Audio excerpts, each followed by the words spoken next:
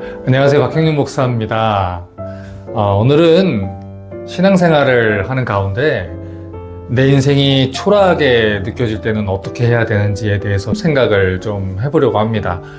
여러분, 교회도요, 사람들이 모이는 곳입니다. 그러다 보니까 서로들의 생활을 살펴보고 대화를 나누는 가운데 서로 비교거리가 생길 수밖에 없어요. 어떤 직장에 다니냐, 어떤 집에 살고 있느냐, 어떤 차를 타고 있느냐, 자식이 어떤 대학에 들어갔느냐, 이번 휴가 때는 어디에 갔다 왔느냐, 이렇게 서로에 대한 이야기를 하는 가운데 때로는 질투도 나고요, 때로는 초라함도 느끼는 일들이 벌어지기도 하죠. 게다가 요즘에는 인스타그램이나 페이스북 아니면 트레드 같은 것으로 사람들의 모습들을 수시로 볼 수 있기 때문에 서로의 삶을 자랑하는 가운데 자신의 삶은 초라하다고 느끼게 되는 일들이 많이 있습니다. 그러다 보니까 교회 사람들과 이야기하는 것이 불편할 때도 있고요.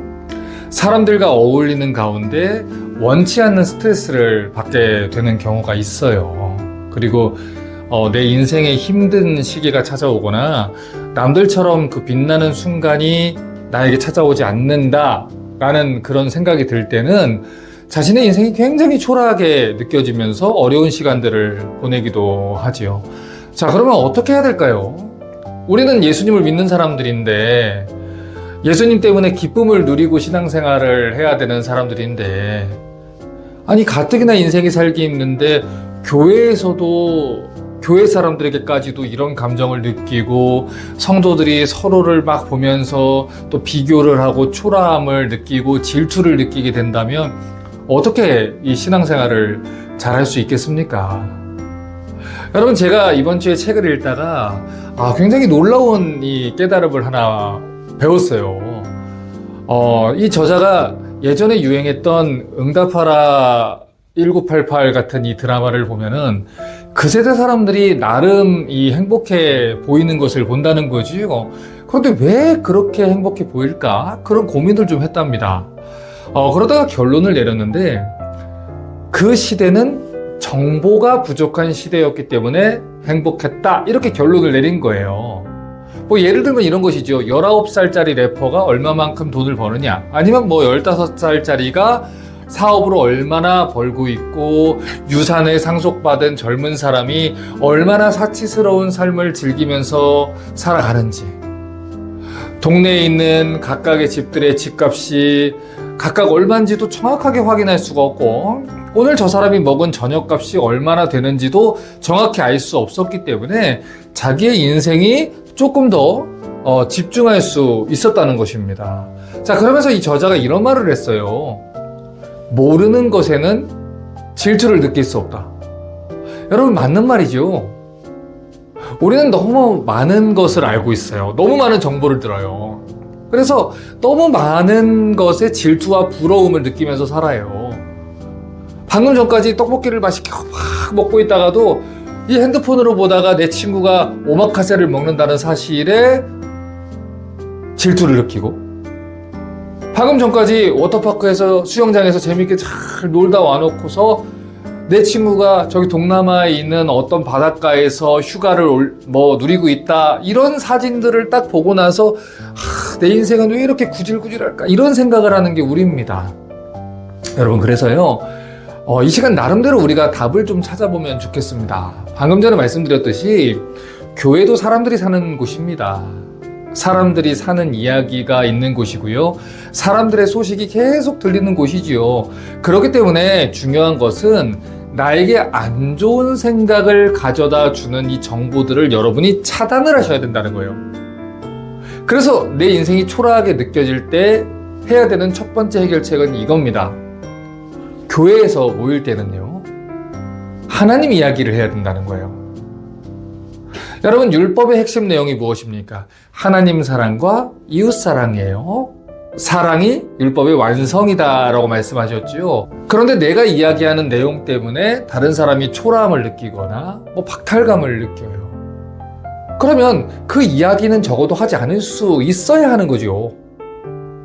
또한 다른 사람들이 이야기하는 이야기 때문에 내가 막 상대적으로 박탈감을 느끼거나 질투를 느끼거나 초라함을 느껴요. 그러면 그 이야기를 듣지 않을 수 있어야 된다는 거예요.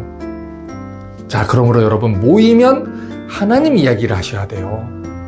자꾸 의도적으로 이 하나님 이야기와 성경 이야기를 자꾸 나누는 연습을 하셔야 돼요.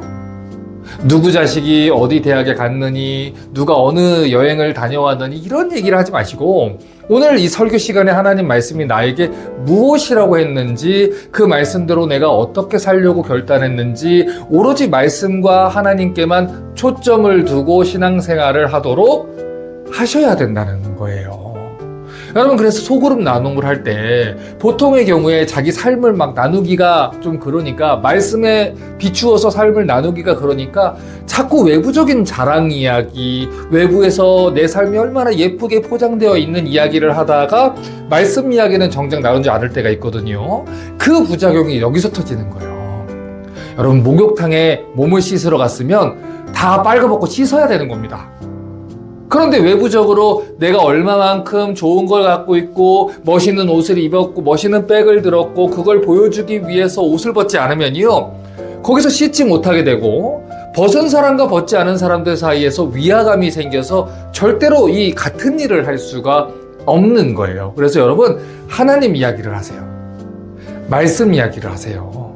내가 그 말씀을 듣고 어떻게 반응할 것인지, 어떻게 살아갈 것인지를 자꾸 의도적으로 나누는 연습을 하시고, 그런 교회가 될 수 있도록 여러분 애쓰셔야 돼요. 두 번째, SNS 줄이세요.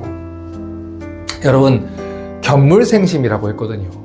보이면 그것을 갖고 싶은 마음이 생길 수밖에 없어요. 당연히 내가 갖지 않은 것이 갖고 싶은 거고 부러울 수밖에 없어요. 여러분, 그러니까 그런 마음이 드는 분들은 보지 마세요. 우리는 먹든지 마시든지 무엇을 하든지 다 하나님 영광을 위해서 하는 사람들이잖아요. SNS도 하나님 영광을 위해서 하는 거예요. 그러니 그것이 하나님께 영광도 되지 않고 내가 하나님께 가까이 가는데 방해가 된다, 신앙생활에 방해가 된다, 그러면요, 여러분, 적극적으로 그 소식과 정보를 피하고 듣지 않으려고 애를 쓰셔야 됩니다. 잠언 4장 23절은 이렇게 말했어요. 모든 지킬 만한 것 중에 더욱 내 마음을 지켜라. 생명의 근원이 이에서 남이니라.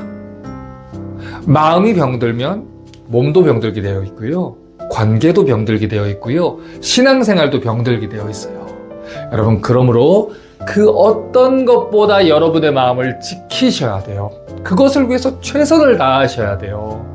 여러분, 하박국이 뭐라고 얘기했습니까? 하박국 3장 17, 18절을 보면요, 비록 무화과 나무가 무성하지 못하고 포도나무에 열매가 없으며 감람나무에 소출이 없으며 밭에 먹을 것이 없으며 우리의 양이 없으며 외양간에 소가 없을지라도 나는 여호와로 말미암아 즐거워하며 나의 구원의 하나님으로 말미암아 기뻐하리로다, 이렇게 얘기를 했어요.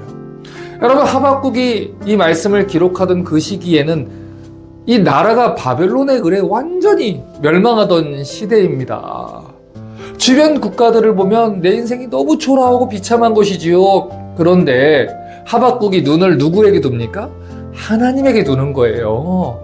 아, 하나님이 나를 너무 사랑하시지, 나를 위해 십자가에서 죽으셨지, 나를 자신의 생명보다 더 아끼셔서 나를 구원하기 위해서 이 땅에 오셨지, 그 하나님을 전부로 여겼기 때문에 다른 것에 눈을 돌리지 않고 마음을 지킬 수 있었던 것입니다. 여러분, 하나님이 전부가 아닌 사람들은 수가성 여인처럼 남편을 찾아서 여기저기 막 돌아다니는 거예요. 내게 남편이 5이 있었으나 지금 있는 남편도 네 남편이 아니다. 세상에 어떤 것도 우리에게 만족을 줄 수 없다라는 것이지요. 남편이신 예수님으로 만족을 하지 못하기 때문에 자꾸 다른 곳에 눈을 돌리면서 사는 거예요. 하지만 성경은요, 하나님으로만 만족할 수 있고 하나님으로만 만족해야 된다라고 가르치고 있습니다. 여러분, 내 아내와의 관계로 만족하는 사람은 절대로 다른 여자들에게 눈을 돌리지 않아요. 내 배우자에게만 만족하는 사람은요, 다른 배우자들에게 눈을 돌리거나 질투할 여력이 없어요. 왜냐하면 그것이 가장 소중하고 그 사랑의 관계를 누리는 것이 가장 중요하다는 것을 알기 때문입니다. 그래서 다른 사람들에 대한 게 궁금할 이유가 없어요. 부러워할 이유가 없어요.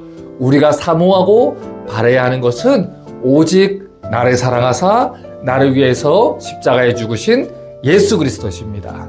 그러므로 하나님을 알기 위해 힘써 애를 쓰시기를 바랍니다. 우리가 힘써 여호와를 알자. 그럴 때 여러분의 기쁨과 감격을 다른 사람들에게 또 세상의 다른 것에 빼앗기지 않을 것입니다.